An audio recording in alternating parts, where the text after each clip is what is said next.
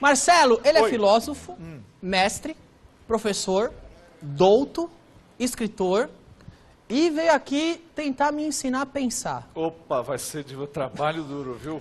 Mário Sérgio Cortella!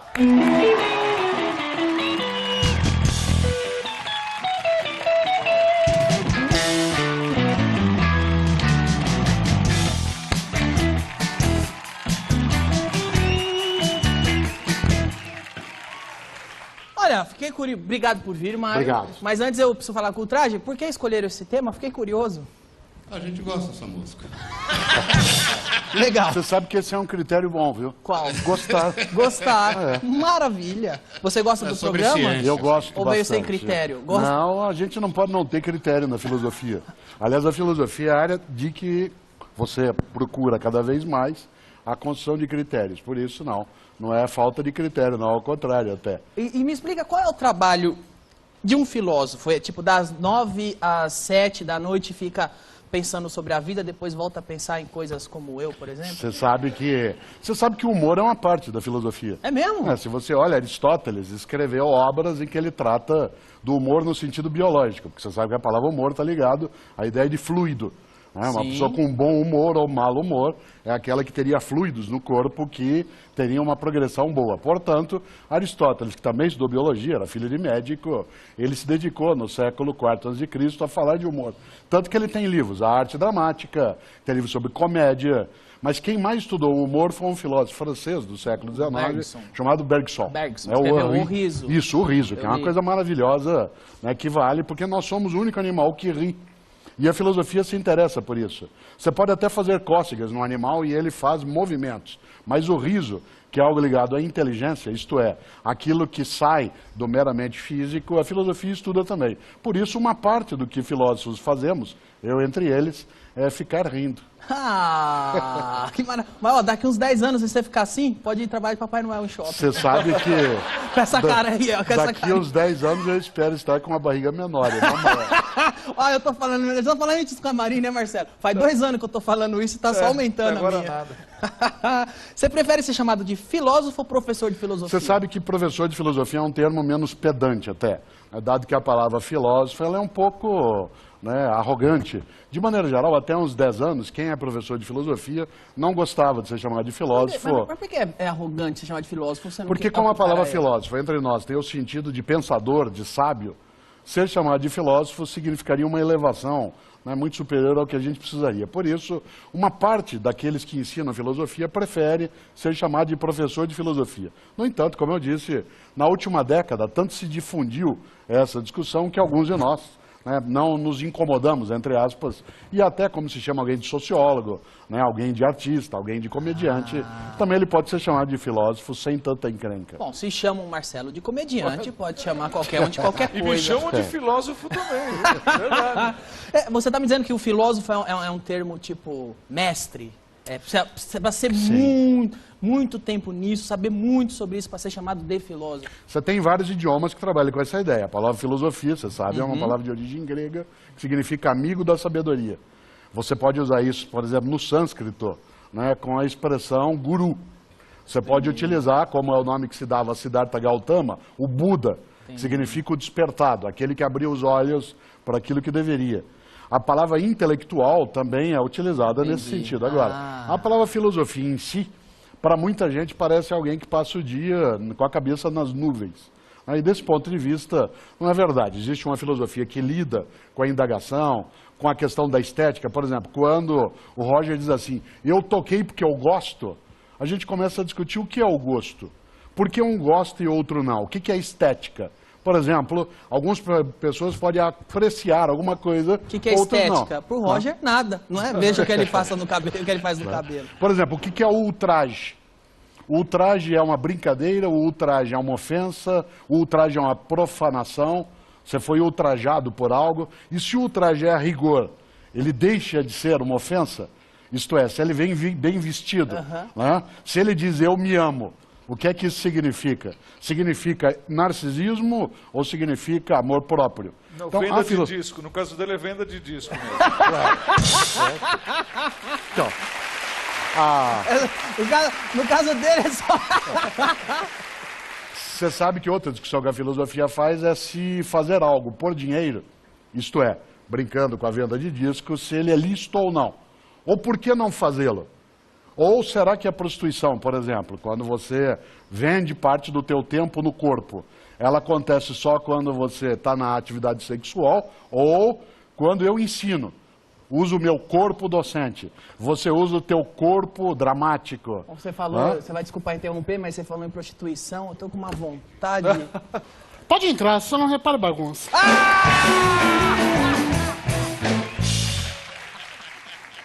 Ele quer trabalhar no Zorra Total. Mas como a gente ia falando sobre prostituição, né? Antes disso você falou do traje a rigor, eu queria só perguntar pro Roger. Roger, Sim. Quando você bolou o nome, o traje a rigor, você pensou em tudo isso que ele disse? Claro, e mais um pouco. Uma outra questão filosófica é se existe mais um pouco. Isto é, se nós chegamos onde estamos ou se existe sempre. Os chineses dizem, Danilo, que depois daquela montanha tem mais montanha. O que significa que não há nada mais além. Você sabe que um lema latino era nec plus ultra, né? Nada mais além. Existe o mais um pouco ou isso é uma invenção nossa? Existe na realidade? A filosofia não é delírio. A filosofia é a capacidade de pensar para além do óbvio, balançar um pouco, às vezes provocar, eventualmente fazer com que você fique incomodado e outras vezes consola. No fundo, a filosofia ela não é uma ciência, porque ela não é provável. Ser improvável não significa ser impossível. E ela, a filosofia, trabalha assim com a arte, com a estética, trabalha com a ciência. Aliás, hoje é uma mãe idosa, né, de todas as ciências que existem. Meio no canto, aquela mãe louca que grita sozinha, mas com um lugar ainda no mundo. Agora, você fala, quando se fala em filosofia, realmente tem essa ideia que a pessoa pega qualquer assunto, qualquer coisa que é dita e pensa. Ou seja, dá a impressão para um leigo que, ou para mim, estou falando me dá a impressão que é algo muito teórico. Mas existe filosofia na prática, de pôr a mão na massa e fazer? A filosofia nasce da prática. Descartes, que é um grande filósofo, todo mundo aqui estudou um dia, quem nos assiste ou quem está aqui ao vivo, né, no ensino médio, o produto cartesiano. É o filósofo Descartes, que é do século XVI, ele criou, né, um sentido muito interessante para a filosofia. Ele diz que o filósofo é alguém que tem pé de chumbo e asas. Pé de chumbo e asas, isto é, alguém que, partindo daquilo que está no chão, eleva um pouco para não ficar só na superfície. Desse ponto de vista, a filosofia pode sim ser entendida como algo mais abstrato, mas não é toda ela que é assim. Por exemplo, pensarmos sobre a morte, pensarmos sobre a origem da vida, pensarmos sobre quais são os critérios para se dizer que isto é verdade ou é uma imaginação da minha percepção. Para eu imaginar se o que está aqui dentro é o que eu vejo ou é aquilo que eu imagino. Isto é, pode parecer frouxo quando se fala, mas o fundamento da ciência é onde que eu apoio, sem amassar, um lugar para construir as nossas crenças. E a religião? É uma coisa de gente que é ignorante ou ignorante é quem não tem?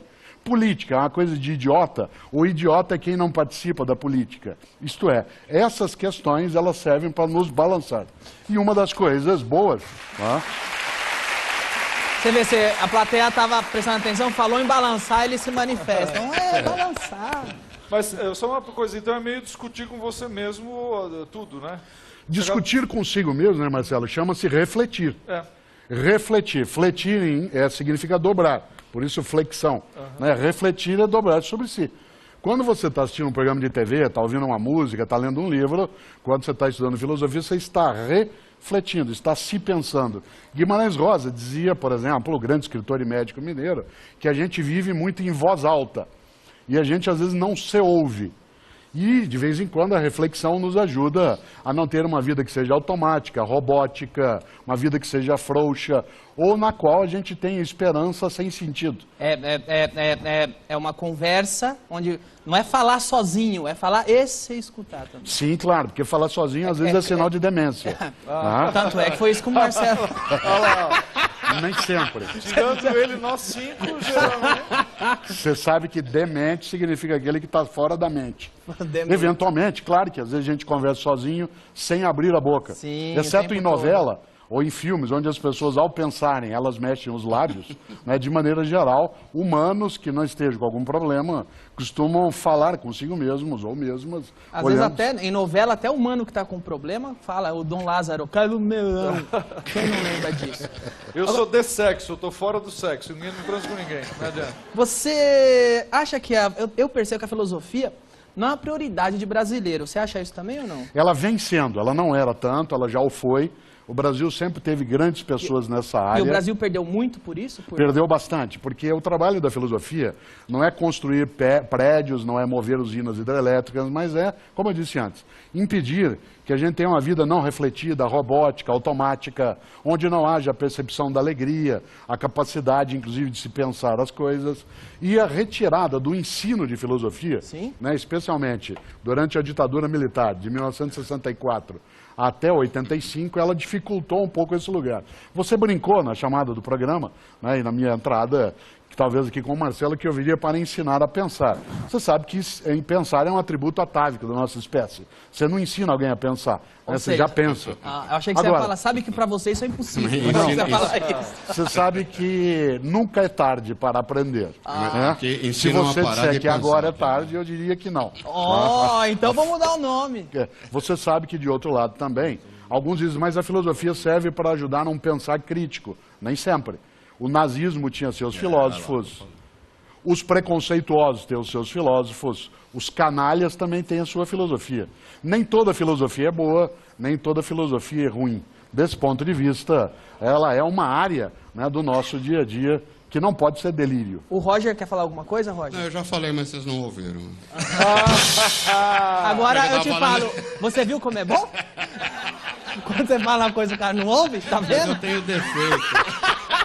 Vai lá, Roger. Eu falei que aqui não ensino a pensar, me ensino a parar de pensar. Aqui. Eu tenho a impressão que, assim, na escola, nas escolas mesmo, não, ensina uma coisa, a gente tem uma tendência a ensinar que tudo é difícil. Não, matemática é difícil, português é difícil e tal. Ensina o mínimo. E esse ensino do estudo da filosofia que força a pessoa a pensar, bom, eu vou precisar disso para isso, ou será que eu devo estudar isso, para isso vai me fazer... Enfim, a pessoa ter ela própria uma noção do que fazer na escola, ela tirar o proveito, não simplesmente ficar lá parada e não absorvendo, na verdade. Você sabe que aquilo que hoje nós chamamos de filosofia, no passado é o que hoje nós chamamos de ciência.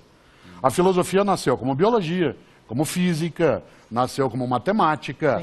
Aliás, a escola de Platão, né, tinha um lema na porta, que era, não entra aqui quem não souber matemática. Quem criou a palavra filosofia foi um pensador chamado Pitágoras, que vários de nós aqui estudamos um dia.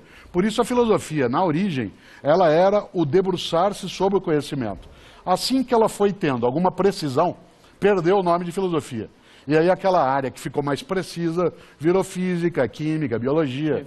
Ana Maria Braga, por exemplo, foi professora de biologia antes de entrar no jornalismo. E foi atingida pela física. Foi atingida pela física. Tá? E por isso, uma pessoa inteligente como ela é capaz, inclusive, de, ao ser atropelada, não desistir, de continuar com esperança nisso. Maravilha, maravilha. A gente brincou com a Ana Maria Braga, mas desejamos melhora. Inclusive, eu espero que a Ana Maria esteja na TV. Hoje ela não foi, né? Mas espero que ela esteja amanhã e depois de amanhã. Para acontecer mais coisas desse tipo, eu ter mais piada para fazer, inclusive.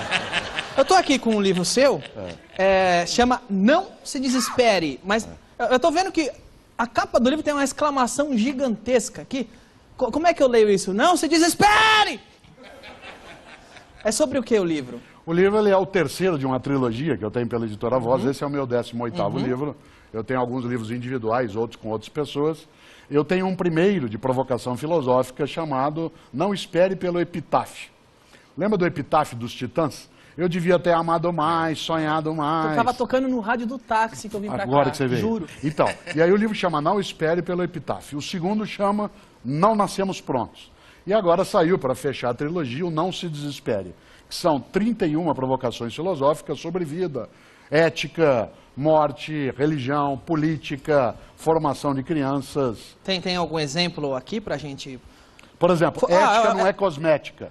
Ética não é cosmética. Você falava aqui agora há pouco, em relação a alguns políticos, não pode se imaginar que se possa admitir a ética como uma coisa de fachada, que é um pancake que você passa para usar. Não pode ser máscara. Máscara é uma coisa da TV, do teatro, da música. A política cheia de máscaras, ela é uma má política, mas existe uma boa política que é aquela que é feita com decência, desde que ela não seja cínica, desde que a pessoa não finja que ela está aderindo a algo apenas para poder ser conveniente. Agora, falando em política, eu não posso deixar de perguntar isso, já te confundiram com Delúbio alguma vez? Várias vezes. No entanto, ele é mais baixo que eu. Não pela ética, sim, mas pela aparência, estou perguntando. Você sabe que que ele é baixo, todo mundo sabe, que ele é bem baixo. Você sabe que isso já aconteceu comigo. E em relação a outra personagem, você era criança quando ele fazia sucesso, mas quem tem mais idade nos assiste se lembra, que era o Bud Spencer. Sim, do Trinity. Que, aliás, Marcelo, não sei se você sabe, era casado com uma brasileira de Pernambuco. Ele morou no Recife e ele fala português fluentemente. Aqui hoje... Que a carreira acabou, né? Veio pra cá, acabou. Mas nunca te xingaram na rua por causa do Sim, Delúbio? algumas vezes. Seu ladrão, desgraçado! Algumas vezes. O máximo que eu posso dizer em algumas situações como essa não é assim, o senhor está me confundindo. Né? O máximo que eu posso fazer é olhar e dizer... Roger. Poderia dizer também, não do se Tintim desespere. também, parece. Oi? O capitão no Tintim também. O Capitão sabe Haddock. que isso- O Capitão Haddock do Tintim. Eu só tenho... Capitão Haddock do Tintim. Eu só tenho uma dificuldade com o Capitão Tintim, porque como eu tive atividades no Japão, e Tintim em japonês tem um sentido... O que é Tintim? Tintim é equivalente, em alguns lugares, a outra coisa. Ao pênis. É equivalente a tam-tam. Eu tô vendo... vamos parar de falar de quem você é, sósia? Eu tô vendo aqui no seu livro, já tem uma frase que todo mundo, todos os jovens vão conhecer, que é "foi sem querer querendo", que é uma frase bem chaviniana. Em que contexto essa frase está no livro? No contexto da discussão sobre ética. Você tem que lembrar que o Chaves, a personagem da TV, ele é alguém que se inspirou num pensador clássico chamado Diógenes. Você sabe que Diógenes é um filósofo grego pós-socrático que morava num barril. Tal como Sócrates viveu fora, solto na praça, discutindo, e o Chaves mora num barril, Diógenes, que era alguém da escola cínica na filosofia, morava num barril e vivia nu. Aliás, porque ele não tinha propriedade alguma, para não ser propriedade de nada. Se você já observou na série do Chaves, ninguém tem animal de estimação naquela vilinha. Porque o único ser ali que é um animal de estimação é o próprio Chaves. Segundo, é o único que é livre. Ele é o único que é livre. Ele que pode dizer o que quer. Ele não tem nada a perder. E essa frase, "foi sem querer querendo", ela é uma frase cínica. Não sei se sabe, provavelmente sim. Cínico vem do grego cachorro. Kinos, significa cachorro. Por isso, se diria que alguém é cínico quando ele vive como um cão, solto por aí. E o Chaves, com o qual você brincou, como "foi sem querer querendo", ele é alguém que vive como um cão naquele lugar. Mas, repito, é o único que é livre. Desse ponto de vista, ele é admirável. Que demais, que demais. E quando você escreveu "sem querer querendo" aqui no seu livro, você pensou no Chaves mesmo ou só na frase cínica? Sem dúvida, inclusive porque o cinismo, você pode olhar tanto no Chaves, para ensinar filosofia, você tem que partir da realidade das pessoas. Por exemplo, eu posso discutir a escola cínica, tanto falando do Chaves, com um jovem hoje, como eu posso cantar Lady Gaga, Poker Face. Porque o que é Poker Face senão a cara cínica? Aquela em que você coloca no rosto algo que você finge. É o blefe. Exatamente. Blefe. Essa ideia, ela cria uma ponte, porque a filosofia, ela não pode ser colocada como uma coisa inatingível. Claro que eu não posso fazer um pensamento raso, banal, superficial, mas eu não posso também criar pontes, deixar de criá-las com o jovem hoje. Por isso, sim, pensei no Chaves. Agora falando em pensamento raso e banal, e essa mania que o pessoal tem hoje de ser filósofo de internet? Faz tuitaço, faz movimento na internet, faz página no Facebook, é uns puta moleques, nem tem a filosofia deles, fica divulgando na internet. A pessoa só compartilha um clique. O que você acha disso? Eu acho que às vezes é mais ou menos como quando um náufrago joga uma garrafa no mar, com um bilhete dentro, na expectativa de que alguém vá ler aquilo. No fundo, há uma certa sensação de solidão nos tempos atuais, em que as pessoas, não conseguindo às vezes ficar consigo mesmas, elas precisam estar o tempo todo conectadas. Há pessoas que avaliam a qualidade da relação que tem na vida com o mundo pelo número de amigos que tem no Facebook, né, pelo número de acessos que teve, quantas pessoas a seguiram. Eu, por exemplo, não tenho, né, nas redes sociais. Você tem Facebook, Twitter? Tem alguns perfis falsos meus e um único que é o meu escritório, que faz a gestão só com material de filosofia. Mas não tenho Twitter, por exemplo, porque eu sou paranoico, eu não gosto de ser seguido. Tá? Então, mas é a melhor coisa do mundo. Que todas as merdas que deu comigo foi por causa de Twitter. Então, e eu tenho uma outra questão. Eu estou com mais idade, eu não posso usar meu tempo com aquilo que não seja absolutamente criterioso. Eu estou cada dia mais seguindo o seu conselho. E você, ao não ter Twitter, você tem uma coisa que eu não tenho, que é paz.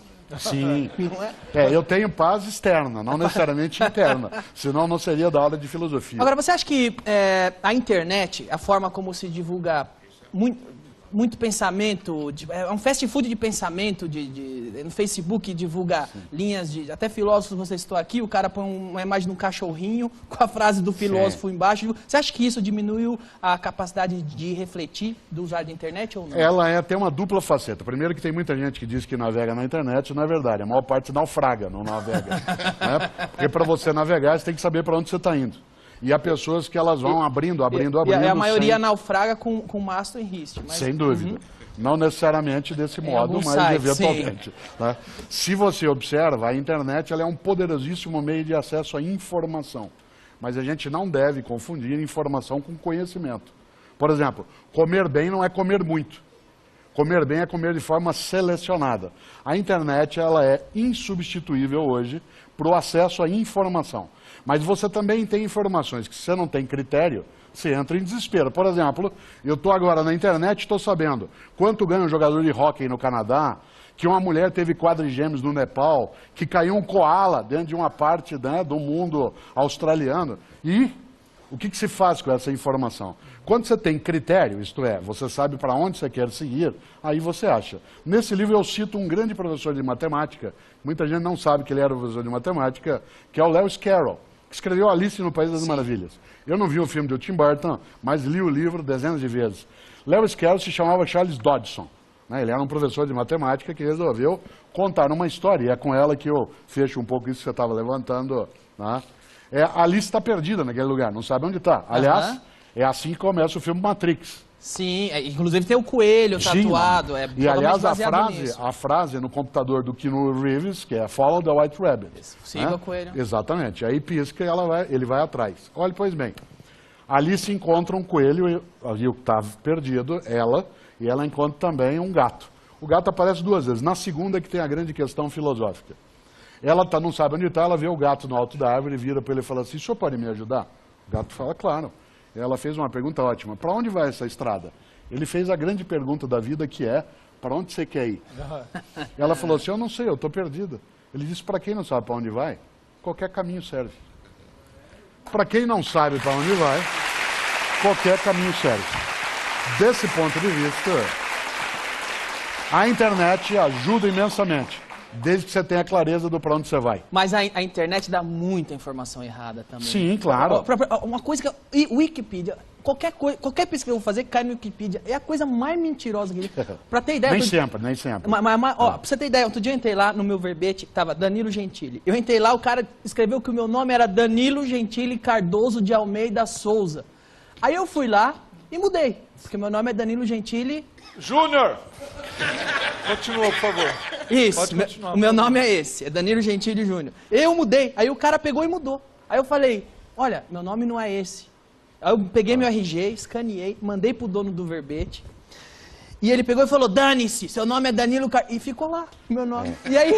E aí sai, sei lá, outro dia saiu matéria minha no The Guardian, no jornal. Aí quem tem raiva de mim sabe que saiu um jornal internacional, entra no Wikipedia e começa a falar que eu bato a empregada.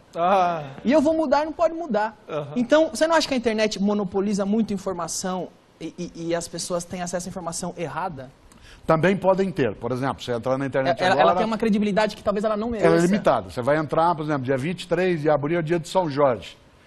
E aí você vai olhar num texto na Wikipedia, tem uma série de informações sobre São Jorge.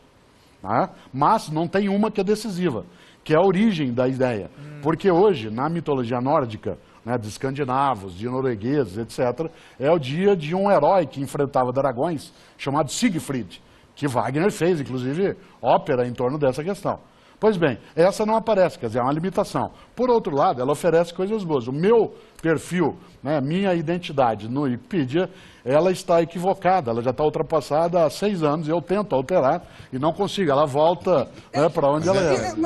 Mas eu preciso dela também. Mas sabe por quê? Porque tem um vigia do seu verbete que acha que sabe mais da sua vida do que de você. Sim. Tinha o dono do meu verbete que sabe mais qual é o meu nome do que eu. Aí ferrou. Mas acho que aí que tá a questão de não ficar na esponja, você ser uma peneira, você ver essa informação, outra, e saber o que você quer. Por isso, Roger, que é critério. Para viver precisa critério, para assistir televisão, para ouvir música. A palavra critério, ela vem da área da agricultura. Ela significa escolher, separar.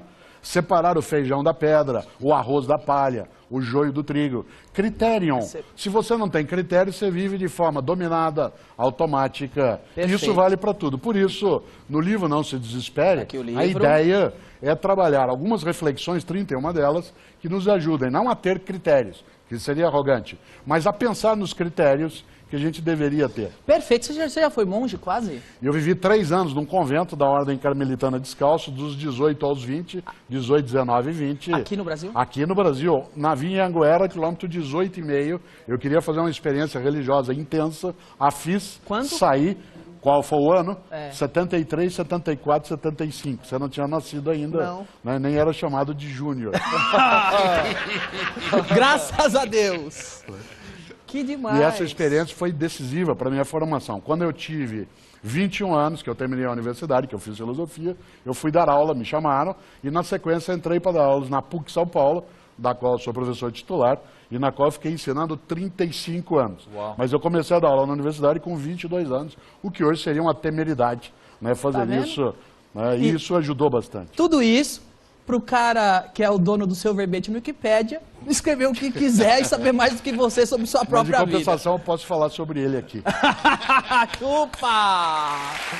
Vamos fazer assim? Pra gente encerrar, vocês vão saber agora como é importante sempre consultar um filósofo. Então, a gente vai levantar alguns assuntos da atualidade e você, de forma breve, rápida, objetiva e filosófica, dessa maneira adulta que só você sabe fazer, você comenta. Qual que é o primeiro assunto, Traje? Terrorismo.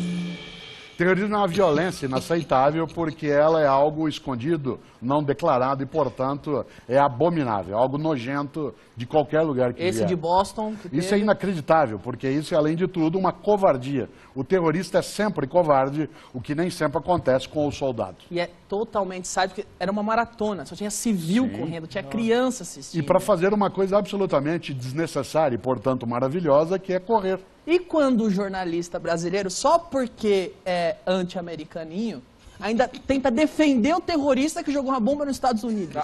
Eu acho que aí... Que acontece isso direto aqui. Há uma frase antiga que diz, né, Danilo, que a diferença entre a genialidade e a estupidez é que a genialidade tem limite. Né? Portanto, se alguém quiser ser estúpido, seja por conta própria. Perfeito. Qual é o próximo assunto, Traje? Meia entrada para estudante. Você sabe que uma das grandes questões é que tem muita gente com ética cínica. O cara tem 40 anos de idade, 30, e tem carteira de estudante, que o genro arrumou, que tirou e não era verdadeira. Além de identidade falsa, é evasão fiscal. Por isso essa coisa tem que ser melhor trabalhada para a gente não conseguir, ao procurar beneficiar quem não tem mais recurso para ir à arte, que ele sirva de patife num roubo que não deve ser feito. Por isso tem que discutir melhor. Brasileiro fala mal de político. Ah, político é ladrão, político rouba, político falsifica para roubar. Só que o brasileiro que não é político falsifica a carteirinha para pagar menos. Exatamente. Ou seja, o político ladrão está só representando esses caras. Aliás, de maneira geral, eu, ano passado que teve eleições, eu dizia, né, em alguns comentários, se não quiser uma cidade suja, não deposite lixo na urna. Se você depositar lixo na urna, é lixo que você vai ter na tua cidade. Perfeito, mais perfeito é impossível. O próximo assunto, Traje. Treta entre Nicole Baus e Luana Piovani. Você sabe que o mundo das celebridades, ficar célebre, existe pessoas que são afamadas e pessoas que são difamadas. A ideia de fama é aquilo que te leva a vir à tona, a aparecer. Então você tem gente que gosta de aparecer num debate e outros faz parte desse mundo em que se circula. Dificilmente você teria esse embate hoje com pessoas da área de filosofia, mas não é impossível. Cortella, foi um prazer gigantesco Que bom, obrigado. aqui. Vamos marcar de você voltar. Foi uma conversa Voltarei. muito agradável. Grato. Muito obrigado. Obrigado. Olha, eu vou te falar uma coisa. A entrevista hoje, se as me corrigem se eu estiver errado, foi tão boa, que nem o Marcelo ficou no celular e prestou atenção. verdade, você vê? Não é isso? É verdade, eu não dormi nem um segundo. Muito obrigado. Há uma vantagem, um dos meus filhos trabalha numa das operadoras e a gente desligou o celular do Marcelo. Maravilha! O Agora é Tarde Eu volta já sabia. com Léo Lins e Denise Fraga. Não sai daí.